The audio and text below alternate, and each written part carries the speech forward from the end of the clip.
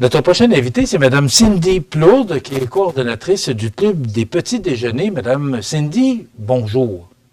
Hey, bonjour, Monsieur Michel. Merci d'accorder de l'intérêt à notre cause. Là, c'est généreux de votre part. Ça me fait plaisir d'en discuter avec vous.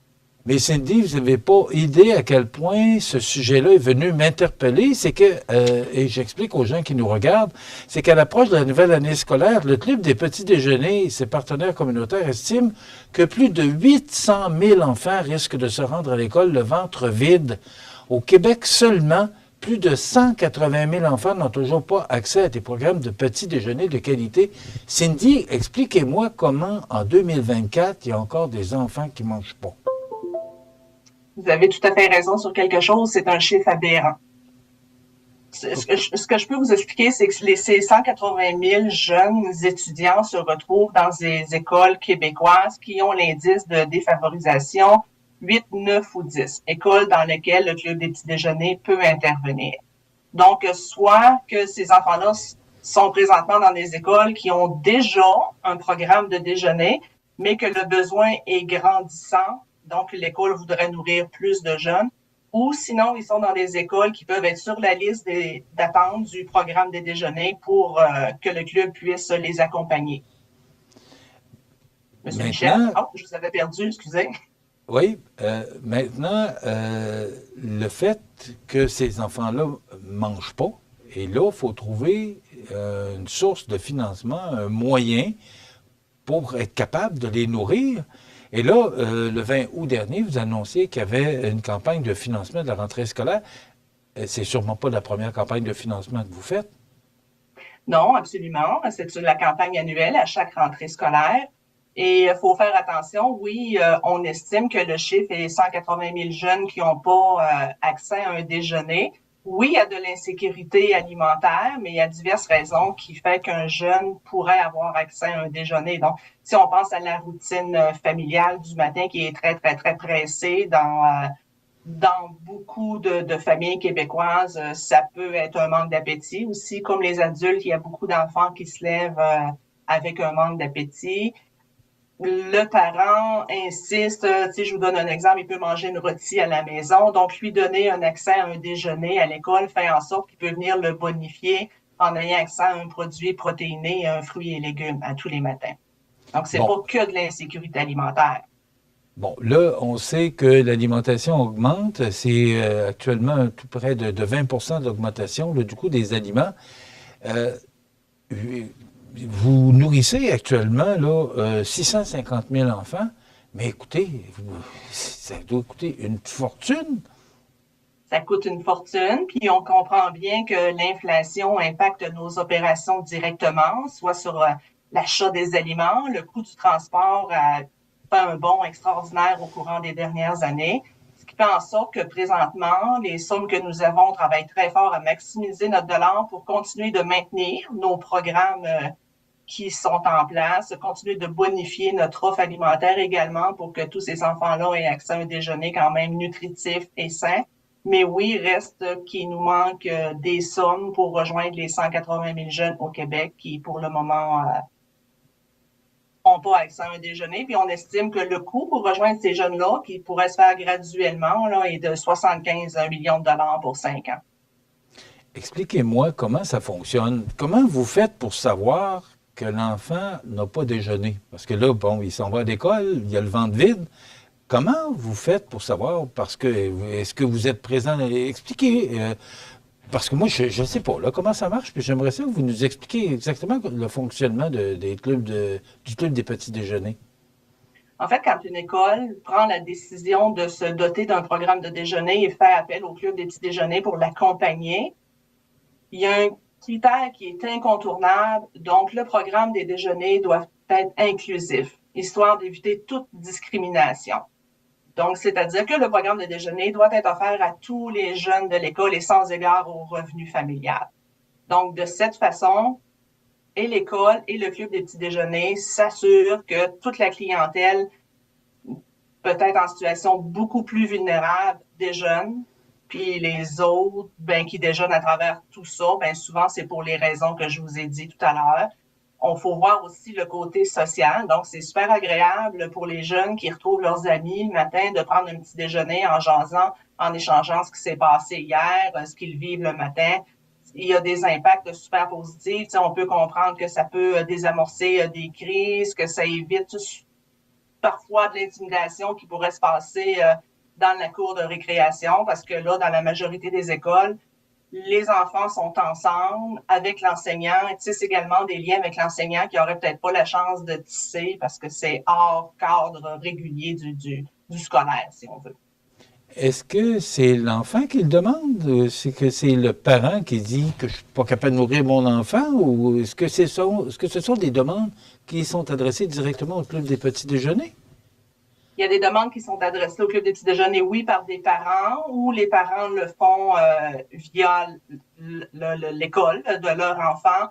Ça peut être des organismes communautaires aussi qui abordent le club des petits déjeuners en disant, bon, on intervient dans certaines écoles, puis après ça, ben, il y a des communications qui sont faites entre l'école et le club des petits déjeuners. Et si c'est quelque chose qui leur convient de se doter d'un programme de déjeuner, puis qu'ils veulent être accompagnés par le club des petits déjeuners, ben, les démarches commencent à ce moment-là. Qu'est-ce qu'un petit déjeuner pour un enfant? Ben, un petit déjeuner, ça comprend là, 3 des 4 groupes alimentaires. Donc, à tous les matins du calendrier scolaire, le jeune reçoit ou a l'offre alimentaire qui contient un produit protéiné. Donc, souvent, c'est un yogourt, c'est un fromage. Il reçoit également un produit de blé entier et un fruit et légumes à tous les matins du calendrier scolaire. Bon, est-ce que vous manquez d'argent, Madame Claude? Bien, on manque d'argent, oui. Parce que si on manquait pas d'argent, on rejoindrait à tous les matins les 180 000 jeunes à la grandeur du Québec qui auraient besoin de nous. Bon, et on comprend que les coûts augmentent, et les coûts augmentent à un rythme là, que c'est difficile à suivre, là. Puis la nourriture, on le sait, bon, c'est cher. Là, vous avez une campagne de financement à travers le Québec, c'est ce que je comprends. Oui. OK. Et c'est quoi l'objectif? Combien ça vous coûte par année de pouvoir nourrir nos petits-enfants qui ne mangent pas le matin? Bon, ça, si vous voudriez avoir des chiffres au niveau des coûts, là, je suis peut-être pas la bonne personne. Il faudrait peut-être téléphoner directement là, au bureau chef. Là, je voudrais surtout pas vous induire en erreur, mais il y a différentes façons pour tout le monde de faire un don. Donc, il y a nos partenaires. Si je me trompe pas, il y a les Costco à partir du 9 septembre. Ou est-ce que si vous allez faire des achats, ils vont vous proposer de faire un don pour le club des petits déjeuners. À partir du 12 septembre, ça sera chez les Walmart. Et à partir du 17, dans tous les couche-tard du Québec. Donc, ce sont des partenaires extra généreux avec le club des petits déjeuners. Donc, on invite tout le monde à donner à travers ces partenaires. Ou sinon, c'est extra facile. On peut texter club au 22022. Maintenant, on s'attend que tous ces petits-enfants-là vont en avoir, mais là, ce que je comprends, c'est que ça augmente à un rythme que... Est-ce que vous allez être capable de suivre la cadence à la vitesse que ça va?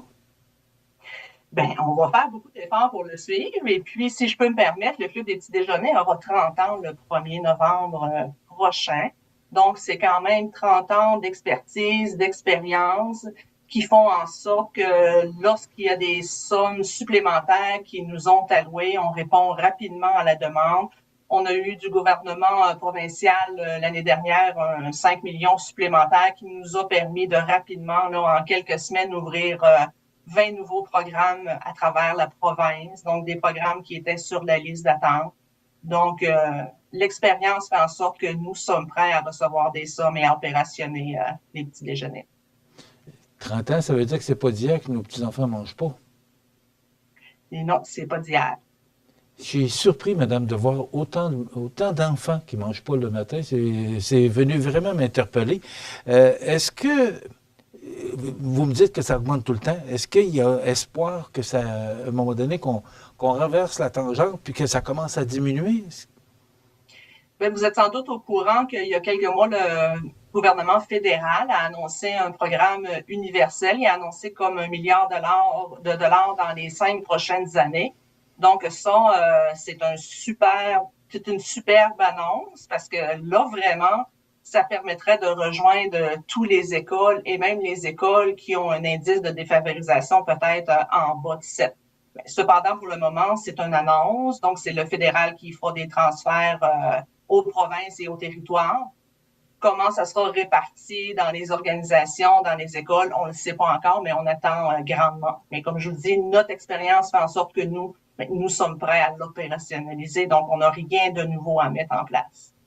Autrement dit, vous êtes le chapeau, vous avez des gens autour de vous, des organismes là, qui vous aident à pouvoir réaliser, parce que là, si vous dites que c'est au Québec, là, ben c'est autant à Montmagny que à Rimouski ou à Sorel, c'est partout. Là. Ah oui, absolument, c'est partout au Québec, mais oui, le club a quand même beaucoup d'employés, on couvre toute la région et de plus en plus, nourrir les enfants, ça peut pas être l'affaire d'une seule personne ou d'un seul organisme, ou ça peut pas être l'affaire seulement des écoles.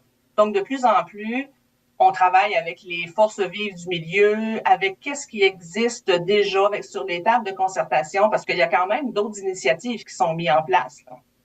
Donc, on essaie de voir ensemble comment on peut faire ça différemment, comment on peut consolider toutes ces initiatives-là, puis tous les efforts des gens pour faire en sorte de répondre aux besoins, puis justement maximiser les sommes pour aller rejoindre un plus grand nombre de jeunes. Est-ce que vous êtes optimiste? Très optimiste. C'est ce que je voulais entendre. Donc, on pourrait un jour voir ce chiffre-là diminuer?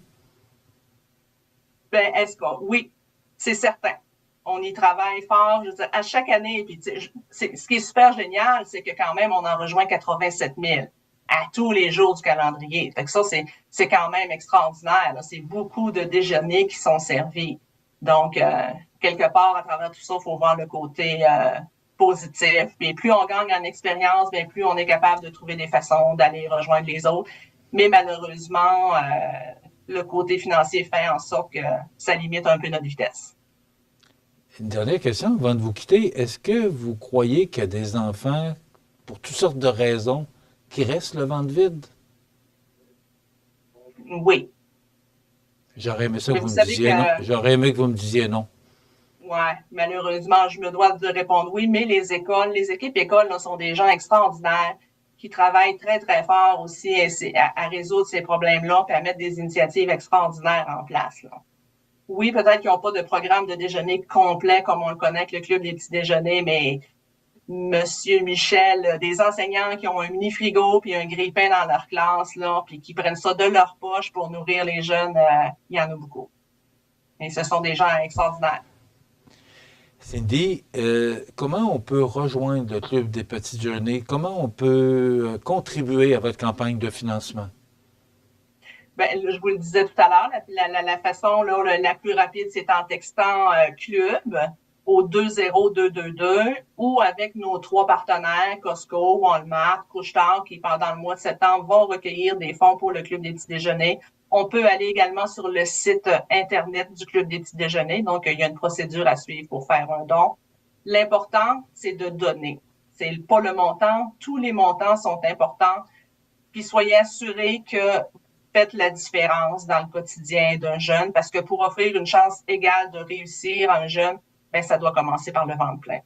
Puis ce qui est important de mentionner dans votre campagne de financement, parce qu'on a un couche-tard ici à Montmagny, ce qui est important de comprendre, c'est qu'il y a des enfants de Montmagny aussi qui ont le ventre vide. Là. C'est pas juste à Montréal, c'est pas juste à Québec. Là. C'est à Montmagny aussi. Il y a des enfants qui bénéficient de vos services. Oui, absolument. En Chaudière-Appalaches, là, il y a déjà 2000 jeunes qui sont rejoints dans, je vous dirais, 18 ou 19 programmes différents, mais il y en a encore 2500 à rejoindre. Cindy Plourde, coordonnatrice du Club des Petits Déjeuners, merci d'avoir été avec nous et d'avoir éclairé nos lanternes et de nous sensibiliser au fait qu'il y a beaucoup d'enfants qui ne mangent pas le matin, qui arrivent à l'école le ventre vide. Et j'espère et je souhaite de tout cœur, en tout cas, on va vous supporter là-dedans, dans votre campagne de financement. Et on espère que vous atteindrez et de même dépasserez vos objectifs. On le souhaite également. Merci beaucoup, M. Michel. Merci. Bonne journée. Au revoir.